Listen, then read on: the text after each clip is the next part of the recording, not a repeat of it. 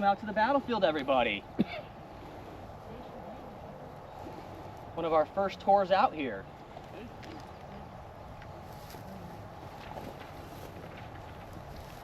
All right, everybody, so welcome to the Carter Farm at the Second Winchester Battlefield. So where we last left off, Milroy's evacuating Winchester, Johnson's marching around to the railroad, which is basically in the trees that you guys see in the distance. We'll get to a spot when we curve back that you'll be able to see them. They're just in those trees right there is where that railroad cut is. So as Milroy's evacuating Winchester on the Martinsburg Pike, like I said, the road over in the trees over behind me, the old Charlestown Road, that's going to be the Union evacuation route out of town. So if you look at your first map, you can see how they're evacuating out of town, and the Confederates move around and basically make this checkmate move right here. Now, if you go to your second map, that'll show you exactly what's happening on this field right here. You can see the old Charlestown Road in the distance. That's going to be the road the Union's trying to evacuate on. And then, like I said, the railroad cut in the distance behind me is where the Confederates are positioned. Now, early in the morning, this is roughly around 3 o'clock in the morning, the 13th Pennsylvania Cavalry are going to start to be sent out to the eastern side of the Martinsburg Pike to just scout out, feel out where the Confederates may be. Milroy does not expect to march right into the teeth of a Confederate division right here. He may get harassed by some cavalry, he understands that, but he doesn't expect to run into a main body of the Confederate army out here. Like I said, a full division. So the 13th Pennsylvania Cavalry, they're sent out just to scout out, see if there's anybody around there. But they're not really expecting there to be a big fight out here on the morning of June 15th. Now the 13th Pennsylvania Cav, they move through this position right here, and they're going to start to see Confederate artillery in the distance. Who is that? Well, that is Lieutenant Conti setting up one of his 2 guns on the bridge out there. Now, as the Confederates arrive, the 1st Brigade of Johnson's division to arrive is George Maryland Stewart's Brigade, North Carolinians, Virginians, and they're going to start to position in the ground behind us, just in front of the bridge, which would be kind of, if you follow the railroad cut over there, the bridge goes over the railroad cut, kind of in the area where I'm pointing out in that direction. That's the critical location on this battlefield. That bridge is basically the key to the Union escape. If the Union can gain that bridge, they can escape, or if they can find a way around that bridge, they can escape. For the Confederates, if they can hold that, and if they can defend all these flanking movements, they basically have trapped the Union Army out here. And like I said, this is the 3rd day of fighting. Do not lose sight of that. That the soldiers who are out here have been fighting for now 3 days. For Edward Allegheny Johnson's division, who's arriving on the field right here, they've had 3 completely different tasks each day. The first day, they were in an offensive position, overrunning Union positions on the front Royal Pike. On the second day, they were diversionary troops, poking around the 18th Connecticut Infantry's position on the eastern side of Winchester. And the third day of the battle, they're going to then move over here and trap in a defensive position where the Union's trying to break out of this position. So, like I said, for Johnson's division, they go from being offensive, diversionary, to defensive, all in 3 days of fighting. Do not lose sight that this is the 3rd day of the battle out here.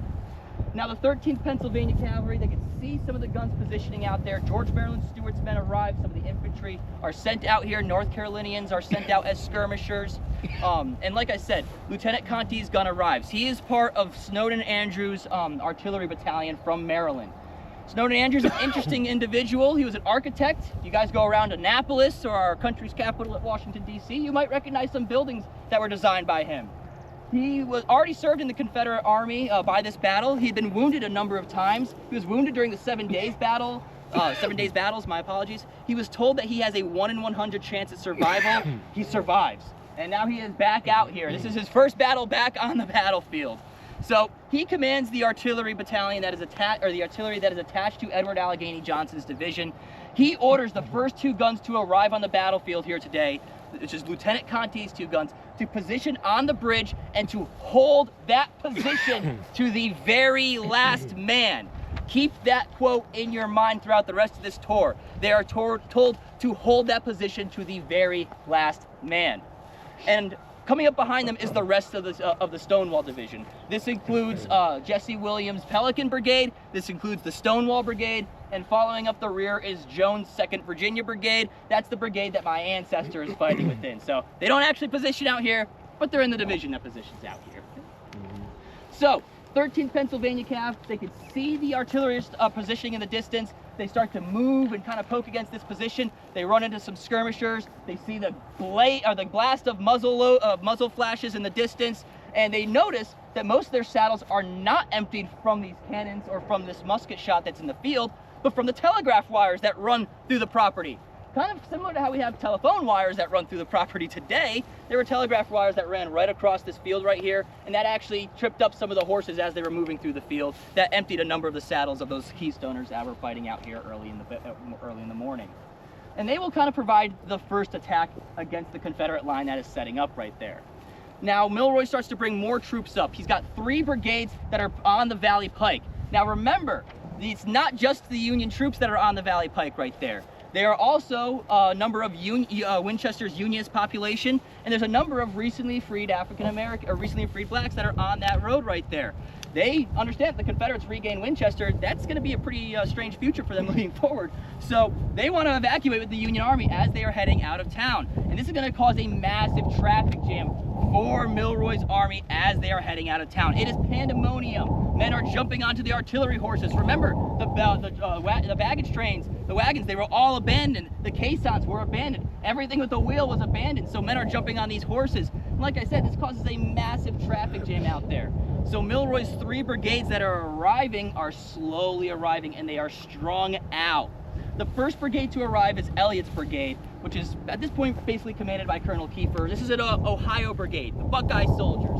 They are going to be the first ones to deploy into the Carter farm, into the Carter woods, which is behind us, and they will try and take the railroad bridge. They will also start to move on the north and the south side of that bridge to try and feel where the Confederate line is. If they can find where the Confederate right or left is, they can then send the rest of their troops around the Confederate line that is setting up right there. They understand. The Confederates are positioned in a trench out there, and there's artillery behind that. On top of that, there's a ridge back there where the rest of Andrew's guns are positioned. That's a pretty rough position to march through. So it's best, rather than try and cut your way through that, find where that line ends and just march around it. And that's what the Ohioans try to do on their first charge right here. They're going to try to move through the ground. This results in some pretty heavy fighting, but it doesn't really gain them any positions. Arriving on the battlefield at this point is going to be Colonel Ely's brigade. Ely leads a brigade, Colonel Ely, my apologies. He leads a pretty interesting brigade. So these are men from Connecticut, these are men from Pennsylvania, these are men from Maryland, and they are bogged down in this traffic jam. So the first troops of Ely's brigade to step off into the Carter farm, into this part of the battlefield, is going to be the 87th Pennsylvania Infantry. Great-grandfather was in that. Are you an Adams County boy then? York. All right, so York and Adams County, that is what makes up the 87th Pennsylvania. If you guys are familiar with the Gettysburg Battlefield, a lot of the last names you'll see on that battlefield are in the ranks of the 87th Pennsylvania on this battlefield right here. Of course, he was in Belle Isle at the time. All right, well, was he out here? Yeah. Okay. Captured here. So you're standing on the ground that your ancestor fought upon, because in the morning, they're going to move right through this ground behind me, right over in this direction to try and take the Confederate center. During this charge, you're going to have the Ohioans north of the Charlestown Road trying to find the Confederate right. They're also pressing the Confederate center at the bridge. And then Ely's brigade is told to try and, once again, press the center and then prod around and try to find the Confederate left. So the 87th Pennsylvania are the first ones off of the Martinsburg Pike from Ely's brigade, and they will start to move through this ground right here. Bogged down was the 18th Connecticut Infantry. They're the next ones out from that brigade to move into the battlefield here. And they're a little bit delayed, so the 87th Pennsylvania is a ways in front of them. Remember, this is early in the morning. This is around 3:30 to 4 o'clock in the morning, 4:30 in the morning, early morning. It is pitch black out. And they can see a little gaggle of shadow movement in front of them. It looks like Confederate soldiers. So they've raised their muskets, or they raise their rifles, they fire into that mass of troops. It ends up being their comrades in the 87th Pennsylvania. Not only within their own army, but these are men within their own brigade. They camped right alongside these guys throughout the war. So they'll fire into the backs of the 87th Pennsylvania. They're bogged down from Connecticut soldiers firing in their rear, and you have Virginians and North Carolinians firing in their front. Conte's 2 guns out there on the bridge are now firing, and this is a bad position for those Keystoners to be in. So the men from York County, from Adams County, Pennsylvania, they're in a rough spot out here. Milroy rides into the battlefield. He'll start to bark orders to the 18th Connecticut. Remember, it is pitch black out, so many of them can't really even see Milroy. He'll actually start smacking the butts of the muskets down, or the butts of the rifles down on some of these soldiers to try and stop them from firing into their own comrades. The morning is not going in Milroy's way right now, and the rest of the morning is not going to go his way either. So that is Colonel Eli's first poke into the battlefield right here. It results in his own brigade firing on each other.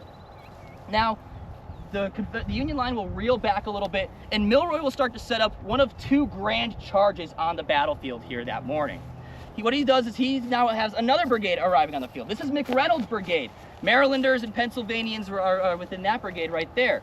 Now they're in the rear, and they have the Confederate brigade of General Gordon in their rear. So they're being pressed behind them. Milroy needs to escape. It's morning. He's got a trap in his front. He's got Confederates in his rear. He needs to figure out something soon. He's got McReynolds' brigade arriving onto the battlefield. Eli's brigade, Kiefer's brigade are on the battlefield already. They've been fighting. Kiefer's brigade is providing some heavy fire into George Maryland Stewart's brigade just north of the road in front behind me.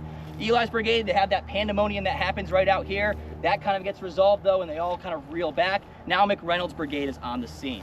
So for this grand charge, he once again wants Kiefer's men to try and poke around, try and find the Confederate left or Confederate right and move around there, escape. He wants Eli's brigade to attack the Confederate center right in this ground that we are standing on, right across, right where we are, like I said, standing upon. The last brigade, McReynolds' brigade, is going to move through a little dirt path, which is kind of today McCann Boulevard, where our cars are parked, and they are going to try and find the Confederate left and march around that left or figure out where it is. Like I said, at this point, Milroy doesn't even know where the Confederate line is stretched out to. He knows they're over there. He doesn't know how far south or how far north their line extends to. So McReynolds' brigade starts to march into the battlefield, and this is going to begin the first of the two grand charges on this battlefield. Kiefer's men are in some heavy fighting north of the bridge. Eli's men get repulsed out here. McReynolds' men start to make some interesting gains on the south of here against the Confederate left. But who's arriving on the battlefield around this time? Well, like I said, Jesse Williams' Pelican Brigade has just arrived. They're positioned in the railroad cut right there in front of us, or over in that direction, and they see this movement. They see Union troops marching through the woods over in the distance over there. They can see some of them marching across a little ravine, and Jesse Williams orders his men to begin to resist this movement here. They go from being a straight line to being a right angle. That's right, Joshua Chamberlain at Gettysburg. You're not the only one who could do it. So the soldiers from Louisiana will do that over there in the railroad cut and will then resist that flanking movement. McReynolds' men will march around, and we'll talk a little bit about that at one of our next tour stops. Now, this first charge doesn't really go too well. Milroy will try once again. During this last charge, the orders change up just a little bit. At this point, he wants to try and break out of the Confederate line. Poking around and trying to find where these lines ended was not working out for him. So as Kiefer's men north of the bridge begin their attack, the 116th Ohio will stay in the rear, and they're ordered, if they see any gaps form up, to move in, exploit, cut through that gap, and begin the Union withdraw over to Harper's Ferry. Eli's men have similar orders, and this results in kind of in the second, like I said, the second grand charge, you'll see pockets of Ohioans break out north of the line, but then you'll start to see pockets of surrendering happen all across the field right here. And it's around 5 o'clock in the morning when this battle really starts to end. So this battle ends before the days even arise. So we'll get to our next location. We'll be able to check out where the Confederate positions are at our next stop, and then our last stop we'll talk about the ending of the battle and how this affects the Battle of Gettysburg.